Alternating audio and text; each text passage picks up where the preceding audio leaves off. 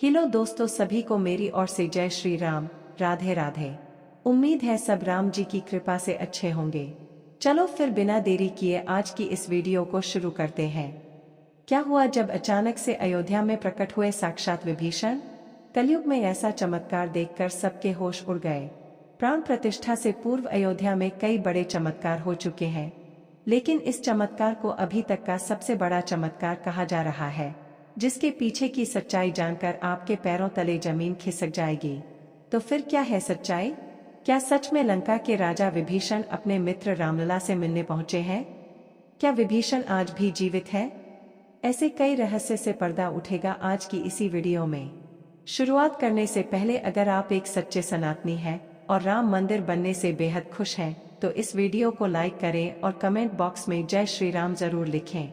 अयोध्या में राम मंदिर की प्राण प्रतिष्ठा की तैयारी जोर शोर से चल रही है। 22 जनवरी को रामलला को गर्भगृह में स्थापित किया जाएगा। हर राम भक्त को इस दिन का लंबे समय से इंतजार था। अयोध्या में 22 जनवरी से लेकर 25 मार्च तक कई खास कार्यक्रम का आयोजन किया जाएगा। इस बीच मंदिर के गर्भगृह के निर्माण का काम 24 घंटे चल रहा है। 22 जनवरी को राम मंदिर में रामलला की प्राण प्रतिष्ठा होने वाली है। किसी भी मंदिर में की जाने वाली भगवान की मूर्ति की प्राण प्रतिष्ठा का बहुत महत्व होता है। मूर्ति की प्राण प्रतिष्ठा के बिना भगवान का पूजन अधूरा माना जाता है। आगे वीडियो में जानते हैं कि प्राण प्रतिष्ठा क्या होती है और जानेंगे कि विभीषण कैसे राम मंदिर में प्रकट हुए। सनातन धर्म में किसी भी मूर्ति की प्राण प्रतिष्ठा बहुत महत्वपूर्ण मानी जाती है। प्राण प्रतिष्ठा मूर्ति स्थापना के समय किया जाता है। किसी भी मूर्ति की स्थापना के समय उस प्रतिमा के रूप को जीवित करने की विधि प्राण प्रतिष्ठा कहलाती है। प्राण शब्द का अर्थ जीवन, शक्ति और प्रतिष्ठा का अर्थ स्थापना होता है। ऐसे में प्राण प्रतिष्ठा का अर्थ जीवन शक्ति की स्थापना करना या देवता को जीवन में लाना होता है। बिना प्राण प्रतिष्ठा के कोई भी मूर्ति पूजा के योग्य नहीं मानी जाती है। मान्यता है कि प्राण प्रतिष्ठा के जरिए मूर्ति में जीवन शक्ति का संचार होता है और वह मूर्ति देवता के रूप में बदल जाती है। अर्थात अब साक्षात प्रभु श्री राम अयोध्या राम मंदिर में निवास करने वाले हैं, और जब स्वयं प्रभु एक बार पुनः अयोध्या आ रहे हैं, तो उनके प्रिय मित्र व भक्त विभीषण कैसे पीछे रह सकते हैं? क्योंकि जब प्रभु श्री राम ने रावण का वध किया था, लंका पर विजय पाई थी और पुष्पक विमान के जरिए जब वह फिर से अयोध्या लौटे थे, तब प्रभु श्री राम के साथ विभीषण जी भी अयोध्या आए थे और कई दिनों तक अयोध्या में ही रुके थे। इसके बाद उन्होंने लंका का राज सिंहासन संभाला और लंका के राजा बन गए। यानी प्रभु श्री राम की भक्ति उनके लिए बहुत भाग्यशाली साबित हुई है, क्योंकि जो राम की शरण में आ जाता है उसका उद्धार निश्चित है। लेकिन क्या विभीषण आज भी जिंदा है? इसका जवाब आपको आगे की वीडियो देखकर पता चलेगा।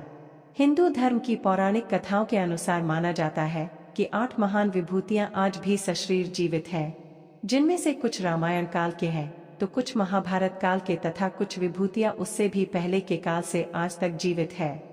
पौराणिक मान्यता के अनुसार विभीषण, अश्वत्थामा, बलि, वेदव्यास, हनुमान जी, कृपाचार्य, भगवान परशुराम और मार्कंडेय ऋषि चिरंजीव में शामिल हैं। चिरंजीवी का अर्थ होता है जो सृष्टि के अंत तक जीवित रहे और जिसकी उम्र भी ना बढ़े, और विभीषण भी इन्हीं चिरंजीवियों में से एक है जो आज भी इस धरती पर मौजूद है और अनंत काल तक जीवित रहेंगे। लेकिन यह वरदान आखिर उन्हें किसने दिया, ये बड़ा जानने का विषय है।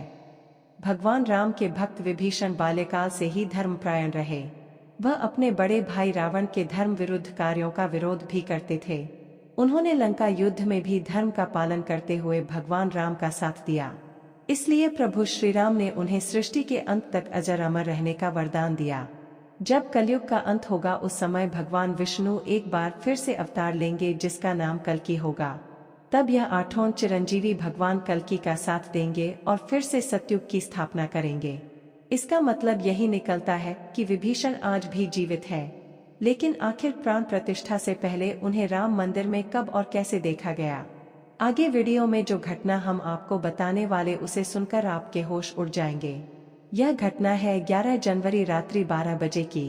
रोजाना की तरह सभी मजदूर राम मंदिर के गर्भगृह का कार्य करके अपने तंबू में विश्राम कर रहे थे। तभी मजदूरों को मंदिर के अंदर से प्रभु श्री राम के नाम जाप की ध्वनि सुनाई दी। अभी किसी भी अन्य व्यक्ति को रात्रि के समय राम मंदिर में घुसने की अभी अनुमति नहीं है। तब उन्हें ऐसा लगा कि शायद किसी आसपास के मंदिर से उन्हें ध्वनि सुनाई दे रही होगी, तो सभी मजदूर रात्रि में वापस सो गए। लेकिन सुभाष नाम के एक मजदूर को लगातार यह बात उसे खटक रही थी। उसे वह आवाज राम मंदिर से ही आती हुई प्रतीत हो रही थी, तो उसके मन में जानने की उत्सुकता हुई, आखिर रात्रि में राम मंदिर के अंदर राम नाम का जाप कौन कर रहा है। उसने अपने साथियों को उठाना चाहा, लेकिन सभी गहरी नींद में थे। तब सुभाष अकेला ही राम मंदिर के परिसर में पहुंचा। वह काफी महीनों से राम मंदिर के निर्माण का हिस्सा था। उसे राम मंदिर का एक एक दरवाजा, एक एक हिस्सा, एक एक कोना अच्छी तरह से पता था। जब उसने राम मंदिर के गर्भगृह में झांक कर देखा तो वहां पर एक दिव्य पुरुष जिनके अंदर से काफी तेज प्रकट हो रहा था। वे अपने हाथों में माला लिए हुए राम नाम का जाप कर रहे थे, और ऐसा लग रहा था मानो वे कोई दिव्य पुरुष हो और किसी पौराणिक समय से आए हो, और उनके बैठने का तरीका और अंदाज राजाओं की तरह मालूम पड़ रहा था। सुभाष ये नजारा देखकर दंग रह गया। इसके बाद सुरेश अपने साथी मजदूरों के पास गया और उन्हें यह सारी सच्ची बताई। सब मिलकर राम मंदिर गर्भगृह तक पहुंचे तो सभी के होश उड़ गए, क्योंकि वह दिव्य व्यक्ति वहां से गायब हो चुके थे। क्योंकि रात्रि का समय चल रहा था, तो सभी लोग सुभाष की बातों को भ्रम समझ रहे थे और कोई भी उसकी बात को मानने के लिए तैयार नहीं था। लेकिन सुभाष जानता था जो उसने देखा है वो बहुत बड़ा चमत्कार है। लेकिन उसके मन में एक ही सवाल था कि रात्रि के 12 बजे मंदिर में राम नाम का जाप करते वह दिव्य पुरुष आखिर थे कौन, क्योंकि आज के समय में किसी भी पुरुष के अंदर इतना तेज नहीं हो सकता। उनका संबंध पौराणिक काल से ही हो सकता है। रामायण काल की बात करें तो 2 ही शख्स थे जिनके होने का दावा कलयुग में कहा जाता है। पहले है हनुमान जी और दूसरे है विभीषण। तो पूरी संभावना यही कि सुभाष ने राम मंदिर में रात्रि में जिस महापुरुष को देखा था वह राजा विभीषण हो सकते हैं, क्योंकि वह आज भी धरती पर जीवित है और 8 चिरंजीवियों में से एक है। ऐसे दिव्य मौके पर राम मंदिर में कई चमत्कार लगातार हो रहे हैं, जहां कई दिव्य शक्तियां भी राम भगवान के स्वागत के लिए भी आ पहुंची है। राम मंदिर के उद्घाटन की तैयारी अब अंतिम चरण में है। इस बीच एक और जहां श्री राम जन्मभूमि तीर्थ क्षेत्र ट्रस्ट लगातार तैयारी की जानकारी साझा कर रहा है, वही राम मंदिर के इस महायज्ञ में देश का हर राम भक्त अपनी आहुति अर्पित कर रहा है। आने वाली 22 तारीख के मौके पर कई संत महात्मा और जिन भक्तों ने राम मंदिर के लिए संघर्ष किया वो सभी अयोध्या पहुंचेंगे। न केवल 22 जनवरी को बल्कि 12 जनवरी से ही मेहमानों का अयोध्या जाने का सिलसिला शुरू हो गया है। राम नगरी में 11,000 से ज्यादा वीआईपी मेहमानों के स्वागत की तैयारी की जा रही है। एक समय था जब यही अयोध्या में रामलला टेंट में विराजमान थे। आज पक्का घर सिर्फ रामलला को नहीं बल्कि देश के 4 करोड़ गरीबों को भी मिला है। रामायण के समय में अयोध्या को स्वर्ग कहा जाता था। देवता इसे स्वर्णिम नगरी कहते थे, क्योंकि यह नगर चारों तरफ से हर प्रकार की सुविधा से युक्त था। लेकिन जब मुगल आक्रांताओं ने भारत पर आक्रमण किया तो पूरे अयोध्या नगर को उजाड़ कर रख दिया। मंदिर के ध्वस्त होने के बाद कई सालों तक यह भूमि वीरान रही और किसी भी हिंदू सनातनी को इस क्षेत्र में आने की अनुमति तक नहीं थी। लेकिन पुनः श्री राम जी की कृपा हुई। यहाँ श्री राम का भव्य मंदिर बनने के बाद आने वाले लोगों की संख्या में बहुत बड़ी वृद्धि होगी। इसे ध्यान में रखते हुए सरकार ने अयोध्या में हजारों करोड़ों रुपए का विकास कार्य किया है। राम मंदिर की प्राण प्रतिष्ठा से पहले प्रधानमंत्री नरेंद्र मोदी ने अयोध्या में अलग अलग विकास कार्यों का उद्घाटन किया और महर्षि वाल्मीकि इंटरनेशनल एयरपोर्ट और अयोध्या धाम भी लोगों को तोहफे में दिया है। इस एयरपोर्ट को पूरी तरह भगवान राम से जोड़ा गया है, जिसकी दीवारों पर भी आपको श्री राम के नाम की सजावट देखने को मिलेगी। इस एयरपोर्ट के अंदर घुसते ही हमेशा लगता कि हम फिर से रामायण काल में आ गए हो। आपको बता दें, इस एयरपोर्ट को 20 महीने के रिकॉर्ड समय में तैयार किया गया है। उत्तर प्रदेश सरकार की ओर से अयोध्या एयरपोर्ट के लिए 821 एकड़ की भूमि मुहैया कराई गई थी। 14 साल का वनवास पूरा करके और रावण का वध करके भगवान राम जब पुनः अयोध्या पहुंचे थे तो अयोध्या के घर घर में दिवाली मनाई गई थी। हर घर में दीपक प्रज्वलित किए गए थे। तो जब अब पुनः श्री राम अपने धाम को लौटने वाले हैं, तो हम 140 करोड़ देशवासी आखिर कैसे पीछे रह सकते हैं। अयोध्या में विवादित स्थल पर 500 साल बाद प्रभु श्री राम के मंदिर निर्माण और श्री राम लला की स्थापना के जश्न में 22 जनवरी को सिर्फ देश ही नहीं बल्कि पूरी दुनिया दिवाली की रोशनी से जगमग होगी। अयोध्या से पीएम मोदी ने देश के सभी 140 करोड़ लोगों से 22 जनवरी के दिन अपने घरों को श्री राम ज्योति नामक दीपक की रोशनी से अपने घरों को जगमग करने का आह्वान किया है। प्रधानमंत्री ने लोगों से हाथ जोड़कर ये प्रार्थना की है कि सभी देशवासी प्रभु श्री रामलला की अयोध्या वापसी के जश्न में अपने अपने घरों को दिए से जगमग कर दे। यानी पूरे देश में इस बार 22 जनवरी को ऊर्जा, आशा, आकांक्षा और उम्मीद व जोश से भरपूर एक नई दिवाली देखने को मिलेंगी। ये दिवाली सिर्फ देश ही नहीं बल्कि दुनिया के उन तमाम देशों में भी मनाई जाएगी जहां भारतीय लोग बसे हैं। इसी बीच अब राम मंदिर प्राण प्रतिष्ठा से पहले रामलला के भक्तों के लिए एक और बड़ी खुशखबरी है। दरअसल अब रामलला के गर्भगृह का मुख्य द्वार सोने से बनाया गया है, जो मंदिर के मुख्य द्वार के तौर पर स्थापित कर दिया गया है। राम मंदिर में सोने के दरवाजे की कुछ खासियत भी है। बता दें कि रामलला के गर्भगृह में लगाए गए सोने के दरवाजे पर खूबसूरत नक्काशी की गई है। मंदिर के भूतल पर ऐसे 14 दरवाजे लगने वाले हैं। लेकिन दोस्तों, जब हम राम मंदिर को बनता हुआ देखते हैं तो हमें बड़ा गर्व होता है कि हम राम मंदिर को अपनी आंखों से बनता हुआ देख रहे हैं। हमें उस स्थान पर राम मंदिर के अंदर जाने का मौका भी मिलने वाला है। लेकिन एक समय ऐसा भी था जब यहाँ पर हजारों कार सेवकों ने इस मंदिर के निर्माण के लिए अपने प्राणों का बलिदान दे दिया था।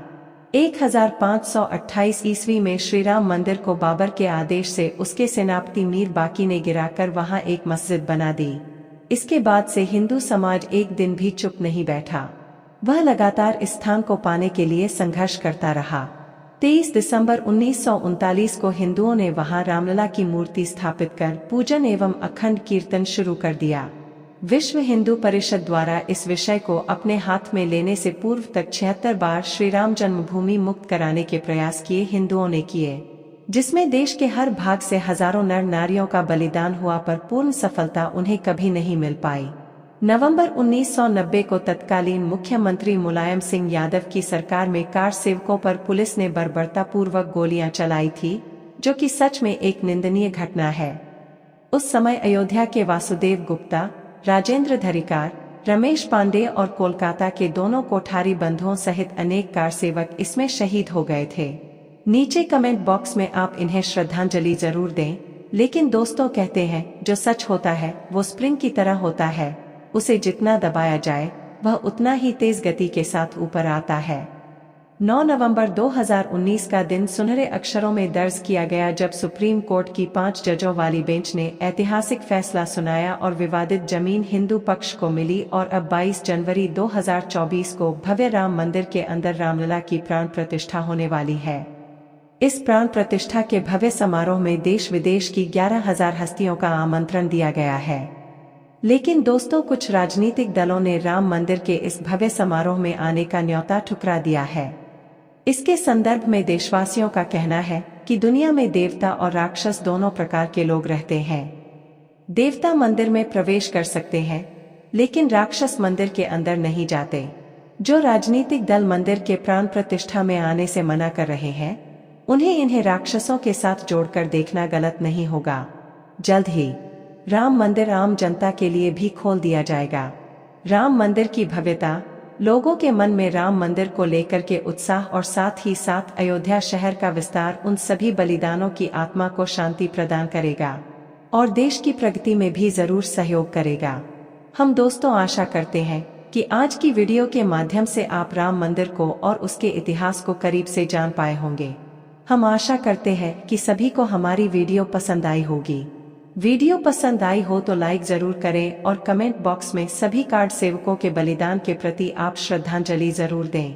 साथ ही साथ कमेंट बॉक्स में कुछ सेक्युलर हिंदुओं के लिए अपनी राय जरूर रखें, जिन्होंने राम मंदिर प्राण प्रतिष्ठा समारोह में आने का न्योता ठुकरा दिया।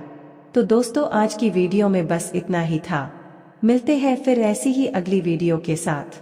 तब तक के लिए सभी को राधे राधे।